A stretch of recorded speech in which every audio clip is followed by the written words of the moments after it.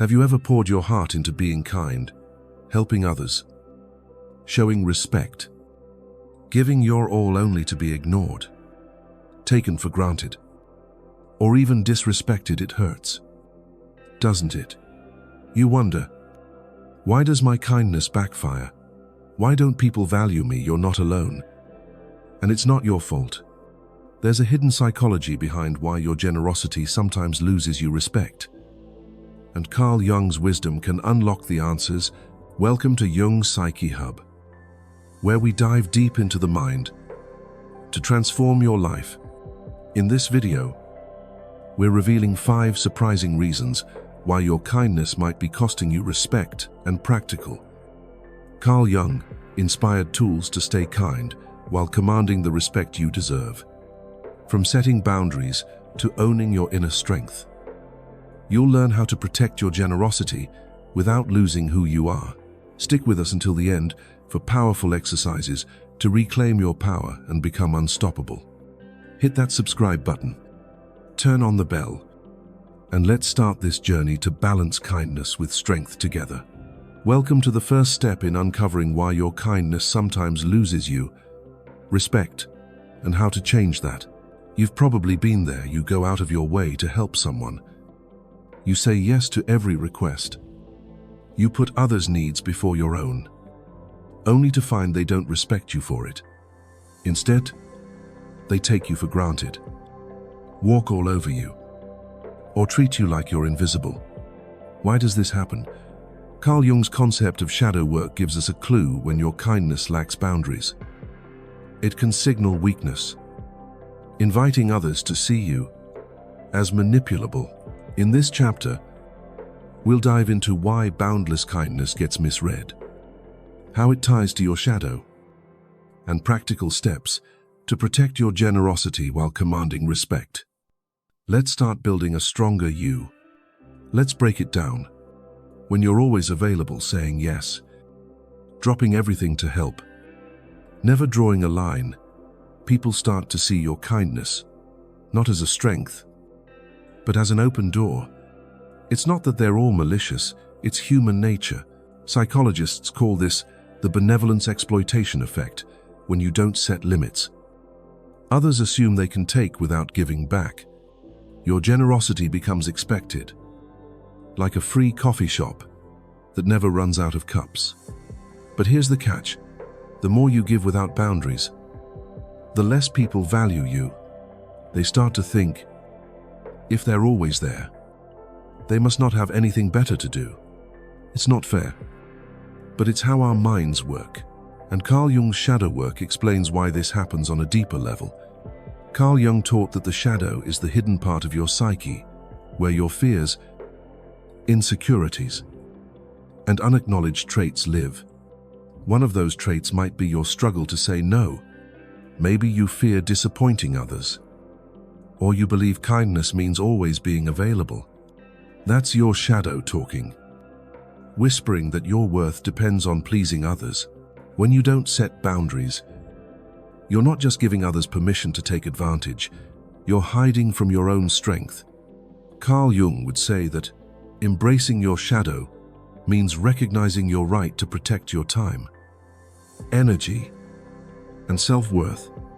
It's not about becoming selfish, it's about balancing kindness with self-respect. Meet Sarah, a 29-year-old teacher who knows this struggle all too well. Sarah was the go-to person at her school, staying late to help colleagues, volunteering for extra duties, always saying yes to cover classes. She thought her kindness would earn her respect. But instead, her colleagues started expecting it. They'd dump last-minute tasks on her, assuming she'd handle them without complaint. One day, a co-worker casually dismissed Sarah's hard work on a project, saying, "Oh, Sarah always does the extra stuff." That stung. Sarah felt invisible, like her kindness made her a doormat. Maybe you've been there, pouring your heart into helping others, only to feel taken for granted or overlooked. Here's where shadow work comes in. Sarah's boundless kindness was tied to her shadow, a fear of being seen as selfish or unlikable. Carl Jung would say this fear kept her from asserting her needs, making her kindness look like weakness. When she started exploring this, Sarah realized she was avoiding conflict to feel valued, but that avoidance only made her feel smaller. The first step to change was facing that shadow, admitting she deserved to prioritize herself sometimes. It wasn't easy. It felt uncomfortable to say no, but it was the key to reclaiming her respect. So, how do you protect your kindness without losing it? The answer lies in setting boundaries, and Carl Jung's shadow work can guide you.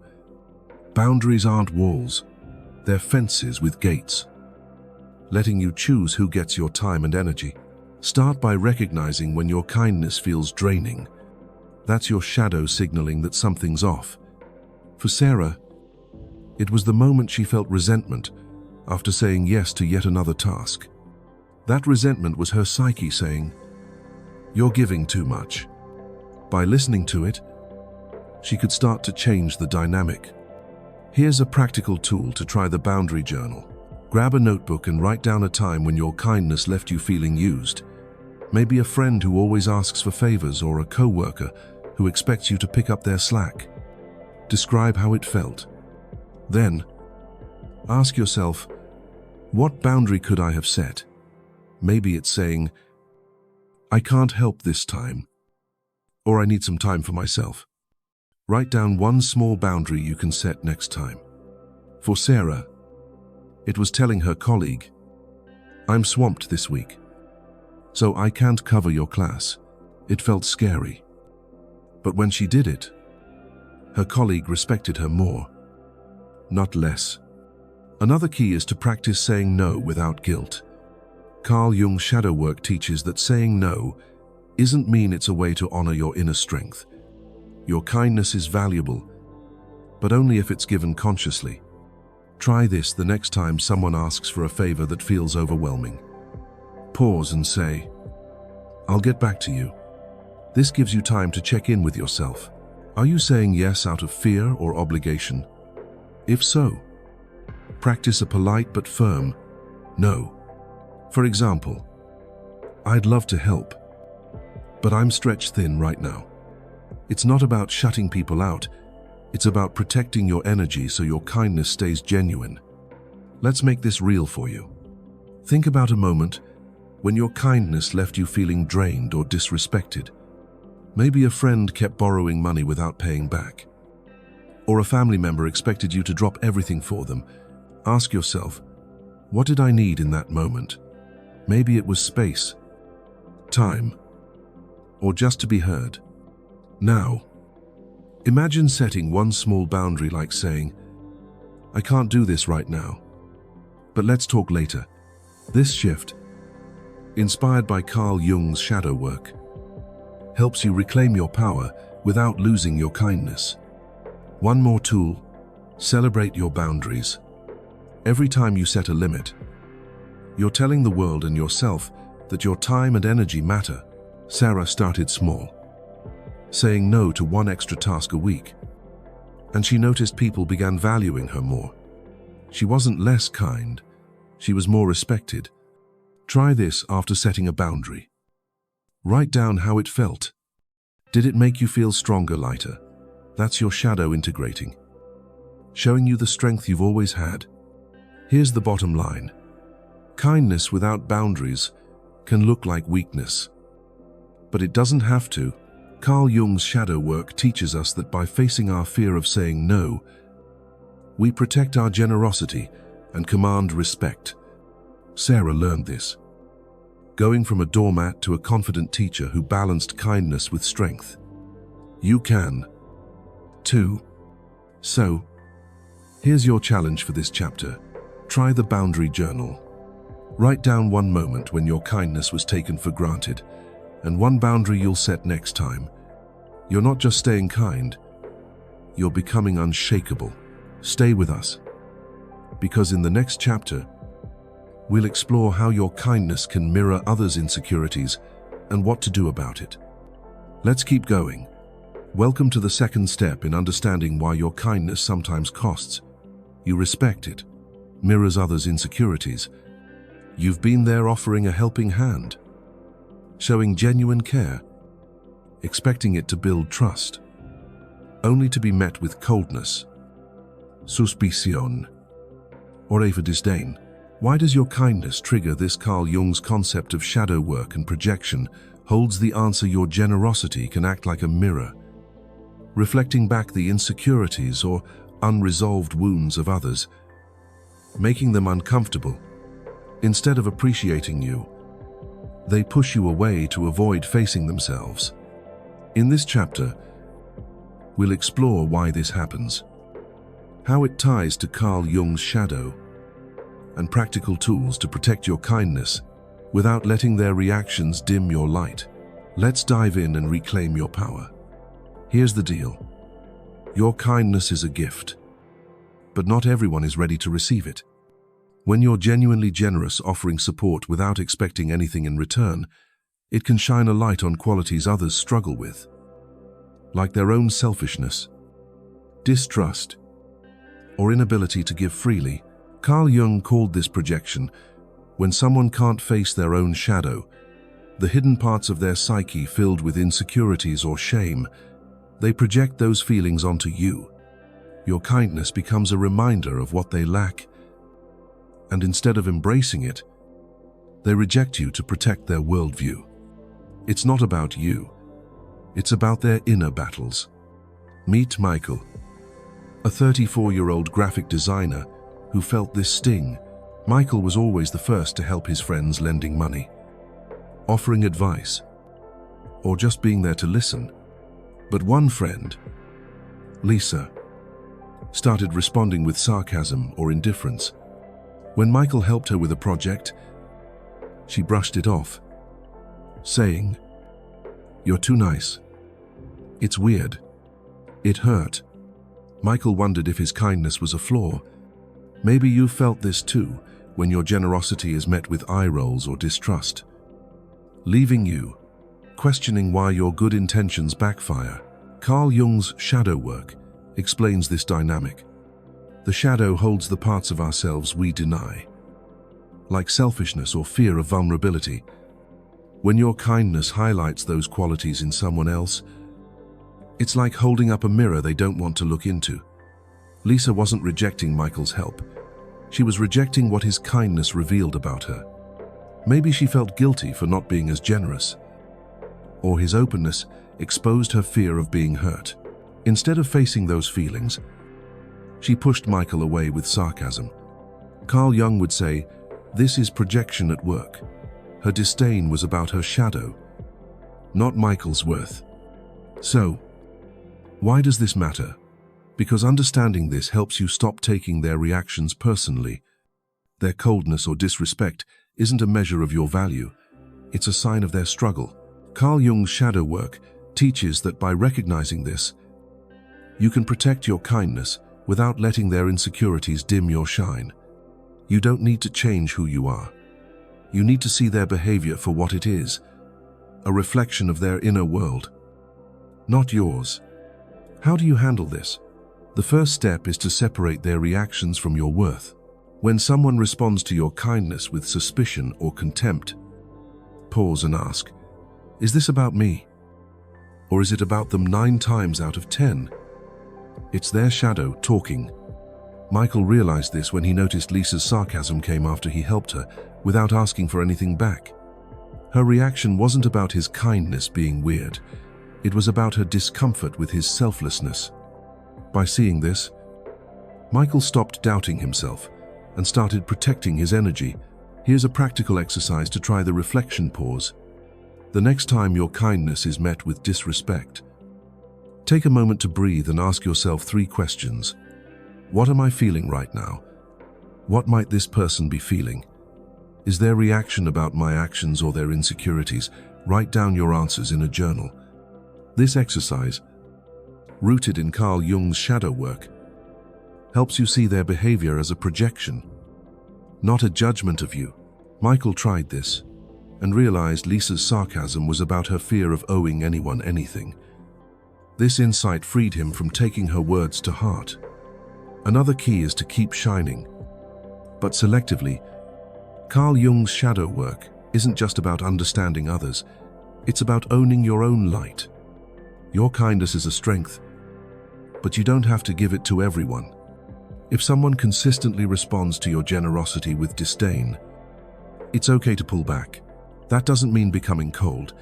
It means choosing who deserves your energy. Michael started focusing his kindness on friends who valued it, like his co-worker who always appreciated his help. This shift didn't make him less kind. It made his kindness more impactful. Let's make this real for you. Think about a time when your kindness was met with indifference or sarcasm. Maybe a friend who dismissed your help, or a family member who questioned your motives. Notice how their reaction made you feel small or doubt yourself. Now, try this.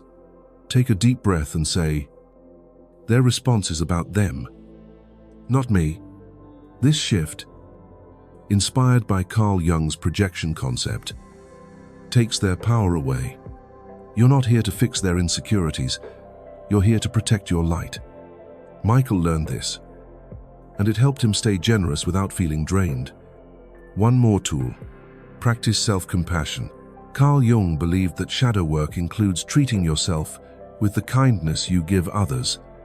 When someone rejects your generosity, it's easy to feel like you're not enough. Don't let their shadow become yours.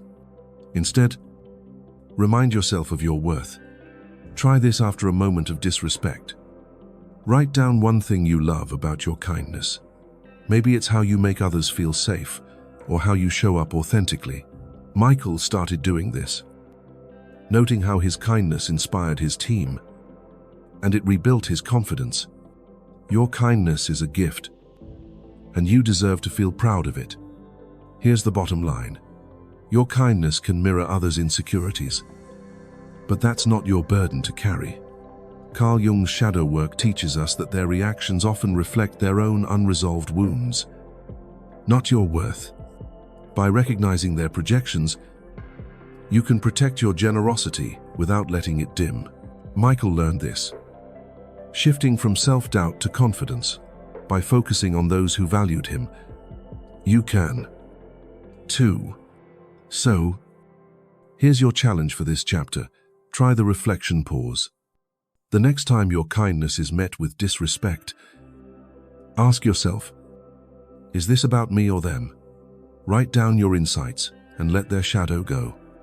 You're not just staying kind, you're becoming unshakable. Stay with us, because in the next chapter, we'll explore how kindness can clash with social norms and what to do about it. Let's keep going. Welcome to the third step in uncovering why your kindness sometimes costs you respect. It clashes with social norms. You've been taught that being kind, showing compassion, staying humble, giving without expecting anything back is the right thing to do. So why does it sometimes lead to being dismissed or undervalued? Carl Jung's concepts of persona and individuation reveal the answer in a world that often rewards toughness and competition. Your kindness can seem out of place, even threatening, to those who play by society's rules. In this chapter, we'll explore why your generosity challenges social expectations, how it ties to Carl Jung's ideas, and practical tools to stay kind while commanding the respect you deserve. Let's dive in and own your strength. Here's the reality. We live in a society where strength is often equated with dominance, and success is tied to a win-at-all-costs mentality. In this environment, kindness can feel like an anomaly. When you choose generosity over ego, or collaboration over competition, you're breaking the unwritten rules of a dog-eat-dog world. To some, your kindness looks like naivety or worse, weakness, because it doesn't fit the mold of power and control they're used to. Carl Jung's concept of the persona explains this. The persona is the mask we wear to fit into society's expectations. When you choose kindness, you're rejecting that mask, and that can make others uncomfortable. They might dismiss you to avoid questioning their own choices. Meet Lisa, a 32-year-old marketing coordinator who felt this clash firsthand. Lisa was known for her warmth at work, always supportive, quick to praise her team, never pushing for the spotlight.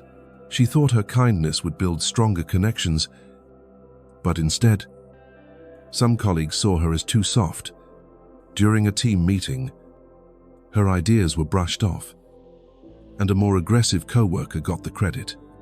Lisa felt invisible, wondering why her generosity wasn't valued. Maybe you've been there, choosing kindness in a cutthroat environment, only to feel like it makes you a target. Carl Jung's persona sheds light on this.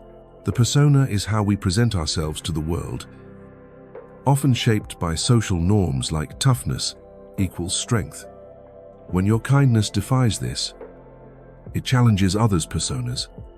They might feel threatened because your approach shows there's another way, one that doesn't rely on ego or power games. Instead of admiring your authenticity, they reject it to protect their own masks. But here's the key. Carl Jung's Individuation teaches that true strength comes from being your authentic self, not conforming to society's rules. Your kindness isn't a flaw, it's a rebellion against a system that values ego over heart. So, how do you stay kind in a world that rewards toughness? The first step is to own your kindness as a choice, not a default. Carl Jung's Individuation is about embracing your true self, including the courage to stand by your values. When Lisa realized her kindness was a deliberate act of strength, not weakness, she stopped apologizing for it. She didn't need to become aggressive to be respected. She needed to show that her kindness came from confidence. This shift changed how others saw her, because confidence, not competition, commands respect. Here's a practical exercise to try the affirmation practice. Grab a notebook and write 3 affirmations that celebrate your kindness as a strength. For example, my kindness is my power. I choose to be generous because I'm strong. Or I don't need to compete to be valued. Read them daily, especially before entering a competitive environment like work or a tough social setting. Lisa started doing this, repeating, my kindness is my strength before meetings. It reminded her to stand tall, and soon, her colleagues noticed her quiet confidence. Try this for a week, and watch how it shifts your energy. Another key is to communicate your strength alongside your kindness. Carl Jung's Individuation means showing the world your authentic self, not just the parts that fit social norms. If you're always kind but never assertive, people may assume you lack backbone. Practice blending kindness with confidence. For example, if you're helping someone, set clear expectations. I'm happy to help with this, but I'll need your input by tomorrow. Lisa tried this, offering support, but also stating her needs. Like, I can review your work, but let's schedule a time that works for me. It showed she was kind, but not a pushover. Let's make this real for you. Think about a time when your kindness was dismissed in a competitive setting, maybe at work, where your generosity was seen as weakness, or in a group where you felt overlooked. Notice how it made you question yourself. Now, try this. Take a deep breath and say, my kindness is a choice, and it's powerful. Picture yourself standing tall, owning your generosity as a strength. This mindset, rooted in Carl Jung's Individuation, shifts how you carry yourself and how others see you. Lisa learned this, and her colleagues started respecting her ideas once she showed confidence in her kindness. One more tool: seek environments that value your authenticity. Carl Jung believed individuation thrives when you surround yourself with people who align with your true self. If your kindness is constantly dismissed, you might be in the wrong crowd. Look for spaces, whether at work, among friends, or in communities where generosity is celebrated, not exploited. Lisa joined a new project team that valued collaboration, and her kindness was finally appreciated.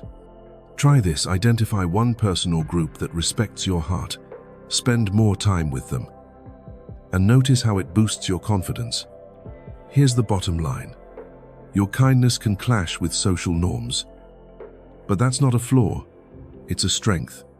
Carl Jung's persona and individuation teach us that by owning your generosity as a conscious choice, you challenge a world obsessed with ego and power.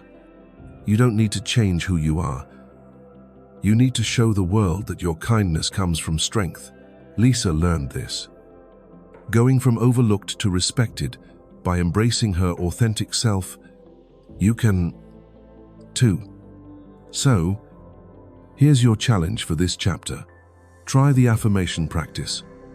Write 3 affirmations that celebrate your kindness as power, and read them daily.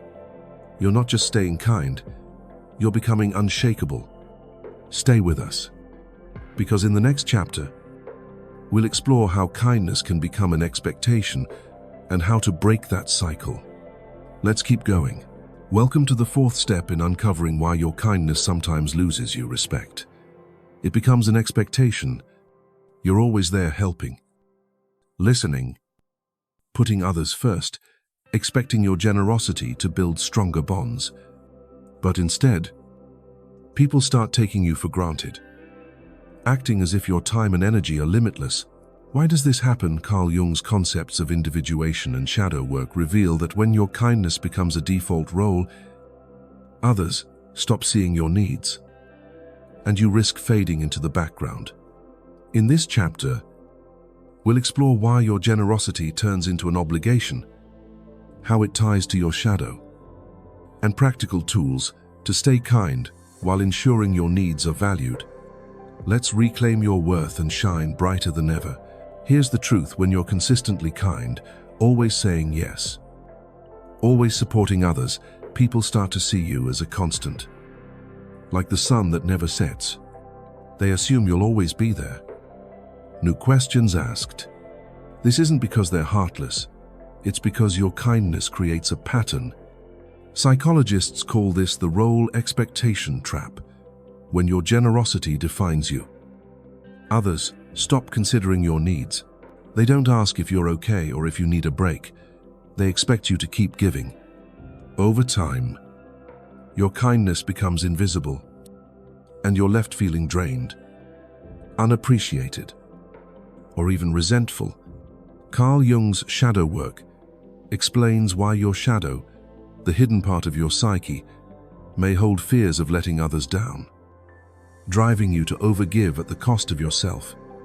Meet David, a 38-year-old accountant who fell into this trap. David was the rock of his family, always helping with errands, offering advice, or mediating conflicts. He prided himself on being reliable. But over time, his family stopped thanking him. They'd call him for every problem, assuming he'd drop everything. When David missed a family event to focus on his own work, his sister snapped, "You're supposed to be there for us." That hurt. David felt like his kindness had become a job he never signed up for. Maybe you've been there, giving so much that others expect it, leaving your own needs ignored. Carl Jung's individuation process sheds light on this. Individuation is about becoming your true self by balancing your giving nature with your right to be seen. When your kindness becomes an expectation, it's a sign you're stuck in a role that hides your full self. Your shadow might be hiding a fear of seeming selfish, or a belief that your worth depends on being needed. By always saying yes, you're teaching others that your needs don't matter. Carl Jung would say, this is where shadow work comes in, facing those fears to reclaim your value and set boundaries that honor both your kindness and your self-worth. So, how do you break this cycle? The first step is to recognize when your kindness feels like an obligation. If you're giving out of guilt or fear of disappointing others, that's your shadow at play. David noticed this when he felt resentment after agreeing to yet another family request. That resentment was his psyche saying, You're giving too much of yourself. By acknowledging it, he could start prioritizing his own needs without losing his generous spirit. Here's a practical exercise to try the Say No challenge. For 1 week, practice saying no to one request that feels draining. It doesn't have to be harsh. Try something like, "I can't take this on right now, but let's find another way." Write down the request, your response, and how it felt in a journal. This exercise, rooted in Carl Jung's shadow work, helps you face the fear of letting others down. David tried this, saying no to a last-minute errand with, "I'm swamped this week. Can someone else help?" To his surprise, his family respected his honesty, and he felt lighter, not guilty. Another key is to communicate your needs clearly. Carl Jung's Individuation is about showing the world your true self, not just the kind version others expect. If you're always giving without asking for support, you're teaching people that you don't need it. Practice stating your needs alongside your kindness. For example, if you're helping someone, say, "I'm happy to help, but I'll need some time for myself afterward." David started doing this, telling his family, "I can help with this, but I need a weekend to recharge." It set a new tone. His kindness was still there, but it came with respect for himself. Let's make this real for you. Think about a time when your kindness felt like a burden. Maybe a friend who always leans on you, or a coworker who expects you to cover for them. Notice how it made you feel invisible or resentful. Now, try this. Take a deep breath and say, "My needs matter." 2. Picture yourself setting a boundary. Like, "I can't help this time, but I'm here for you later." This shift, inspired by Carl Jung's Individuation, reminds you that your kindness is a choice, not a duty. David learned this, and his family started appreciating him more when he valued himself. One more tool: prioritize self-care as an act of kindness to yourself. Carl Jung believed individuation requires nurturing your true self, not just others. When you're constantly giving, you risk burnout, which dims your ability to be kind. Make time for what fills you up, whether it's a hobby, rest, or time alone. David started carving out evenings for reading, something he loved but had neglected. It recharged him, making his kindness more genuine. Try this: pick one self-care activity this week, like a walk or journaling, and treat it as non-negotiable. It's a way to say, "My energy is worth protecting." Here's the bottom line: when your kindness becomes an expectation, it can make you invisible, but it doesn't have to. Carl Jung's Individuation and shadow work teach us that by valuing your own needs, you break the cycle of being taken for granted.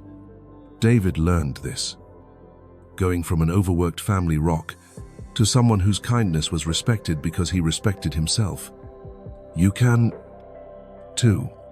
So, here's your challenge for this chapter. Try the Say No challenge. Say no to one draining request this week and write down how it feels. You're not just staying kind, you're becoming unshakable. Stay with us, because in the next chapter, we'll explore how over-availability dilutes your value and how to fix it. Let's keep going. Welcome to the final step in understanding why your kindness sometimes loses you. Respect, over-availability, dilutes your value. You're always there, ready to help, quick to respond, never saying no, and you think it's the key to being valued. But instead, people stop appreciating your kindness, taking it for granted like it's an endless resource. Why does this happen? Carl Jung's concepts of shadow work and individuation show that when you're constantly available, your kindness loses its weight, making you feel invisible. In this chapter, We'll explore why being overly available reduces your worth, how it ties to your shadow, and practical tools to give selectively while commanding respect. Let's make your kindness shine brighter than ever. Here's the core issue when something is always available. It's easy to overlook its value. Think of a rare gem versus a common stone. The gem is treasured because it's scarce. Your kindness works the same way. If you're always ready to help, always answering the call, people stop seeing your generosity as special. They assume it's just who you are, not a choice you make. This isn't because they're ungrateful. It's human nature to undervalue what's always there. Carl Jung's shadow work explains why you might fall into this trap. Your shadow, the hidden part of your psyche, may hold fears of being unneeded or unworthy, pushing you to overgive, to prove your value. Meet Emma, a 27-year-old nurse who lived this struggle. Emma was everyone's go-to person. Friends called her for advice at all hours. Colleagues leaned on her for extra shifts. And she never said no. She thought her availability showed her care. But over time, her friends stopped thanking her, and her co-workers assumed she'd always step in. When Emma finally took a day off, a friend complained, "You're never busy, what's up?" It hit hard. Emma felt like her kindness had become a habit, not a gift. Maybe you've been there, always available, only to feel your efforts go unnoticed, leaving you drained or resentful. Carl Jung's individuation process offers insight here. Individuation is about becoming your true self by balancing your generosity with self-respect. When you're overly available, you're not showing your full self, just the part that gives. Your shadow might be hiding a fear of being seen as selfish, or a belief that your worth depends on being indispensable. By always being there, you teach others that your kindness is limitless, which reduces its value. Carl Jung would say, shadow work is the key, facing those fears to give consciously, not compulsively. So your kindness becomes a powerful choice, not an expectation. So, how do you fix this? The first step is to recognize when your availability feels draining. If you're saying yes to every request out of fear or obligation, that's your shadow at play. Emma noticed this when she felt exhausted after agreeing to yet another late-night call. That exhaustion was her psyche saying, "You're giving too much." By listening, she could start giving selectively, ensuring her kindness was valued, not expected. Here's a practical exercise to try the selective giving plan. Grab a notebook and list 3 people you've helped recently. For each, ask, do they value my kindness? If not, consider pulling back. Then, pick 1 or 2 people who truly appreciate you and focus your energy there. Write down a plan to give consciously, like helping a friend once a week instead of every day. Emma tried this, choosing to support her closest friend while limiting calls with others who took her for granted. It wasn't easy, but it made her kindness feel meaningful again. Try this for a week, and notice how it shifts your energy. Another key is to create scarcity in your availability. Carl Jung's Individuation teaches that your true self shines when you value your own time. If you're always accessible, your kindness loses its impact. Practice setting limits on when and how you help. For example, if someone asks for a favor, say, "I can help tomorrow afternoon, but I'm booked today." This shows your kindness is intentional, not automatic. Emma started doing this, telling colleagues, "I can cover 1 shift this month, but I need to balance my schedule." Her co-workers began respecting her time more because she respected it herself. Let's make this real for you. Think about a time when your constant availability left you feeling unappreciated. Maybe a friend who expects daily check-ins, or a co-worker who assumes you'll always help. Notice how it made you feel invisible or exhausted. Now, try this. Take a deep breath and say, "My kindness is a gift, not a given. Picture yourself setting a limit. Like, I can talk tomorrow, but I need tonight for myself. This shift, rooted in Carl Jung's Individuation, reminds you that your time is valuable. Emma learned this, and her friends started valuing her more when she gave selectively. One more tool: celebrate your selective giving. Carl Jung believed shadow work involves embracing your strengths, like the ability to choose when to give. Every time you set a limit, you're saying your kindness matters. After setting a boundary, write down how it felt. Did it make you feel empowered, valued? Emma started noting her wins, like saying no to an extra shift and feeling free to relax. It rebuilt her confidence, making her kindness a choice, not a chore. Try this after limiting your availability. Journal one positive outcome, like feeling lighter or more respected. Here's the bottom line: over-availability can dilute your kindness, but you can change that. Carl Jung's shadow work and individuation teach us that by giving consciously, you make your kindness a powerful gift, not an expectation. Emma learned this, going from an always-on nurse to someone whose generosity was treasured because she valued herself. You can, too. So, here's your challenge for this chapter. Try the selective giving plan. Choose one or two people who value your kindness and focus your energy there. Then journal how it feels. You're not just staying kind, you're becoming unshakable. Stay with us, because in the next part, we'll wrap up with a powerful conclusion to tie it all together and send you off ready to command respect. Let's keep going. You've just walked through 5 powerful reasons why your kindness might be costing you respect, and how to change that with Carl Jung's timeless wisdom. Let's recap. You've learned why boundless kindness looks weak, how it mirrors others' insecurities, why it clashes with social norms, how it becomes an expectation, and why over-availability dilutes your value. Through Carl Jung's shadow work and individuation, you've discovered that your kindness isn't a flaw, it's a strength when balanced with boundaries, confidence, and self-respect. You're not here to dim your light to please others. You're here to shine as your true, unshakable self. Those who take you for granted, they don't define your worth, you do. Here's the truth. Your kindness is a gift, but it's most powerful when you give it consciously.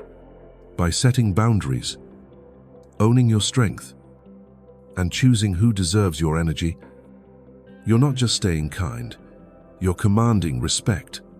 So, carry this forward. Let Carl Jung's wisdom guide you to a life where your generosity is celebrated, not exploited. If this video sparked a shift in you, hit that subscribe button and turn on the bell to join Jung's Psyche Hub for more transformative insights. Drop a comment below. Which step are you starting with today? Maybe it's the boundary journal, the reflection pause, or the selective giving plan. Share your story. We want to hear it. And if you know someone who needs this message, share this video to help them shine. 2. This is just the beginning. At Jung Psyche Hub, we're here to guide you on your journey to self-discovery and inner strength. Your kindness is your power. Use it wisely. Let's become unstoppable together. See you in the next video.